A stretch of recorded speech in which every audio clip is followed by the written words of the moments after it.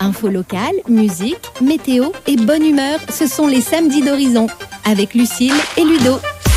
Bonjour Marine, on parle stress et charge mentale, on le sent bien. Dès septembre, on a la tête pleine, boulot, enfants, courses, mails, factures, enfin bref.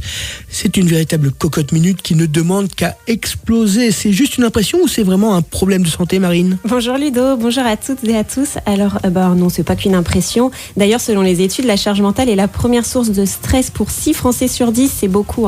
Ça touche particulièrement les femmes parce que, tu sais, souvent en plus du travail, elles portent le mental du foyer, elles veulent penser à tout, pour tout le monde, tout le temps. Alors comment on fait pour ne pas exploser dès la rentrée ? Alors, je vous propose 3 gestes hyper simples mais super efficaces. Le premier geste, c'est vraiment de faire le tri. Au lieu de faire des to-do list interminables, je vous propose de noter seulement 3 choses importantes par jour. Ça motive, ça libère de la dopamine et donc ça soulage. Et pour aller plus loin, je voulais vous parler de la matrice d'Eisenhower.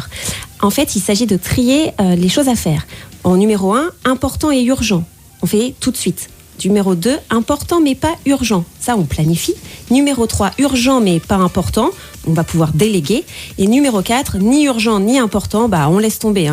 C'est un peu comme préparer un sac de voyage. On prend son passeport, on prend ses clés et c'est pas la peine de prendre 4 paires de chaussures au cas où.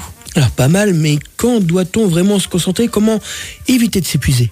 Pour éviter de s'épuiser, le deuxième geste et la deuxième astuce, c'est de fractionner. Parce que notre cerveau, il n'est pas fait pour rester focus pendant des heures.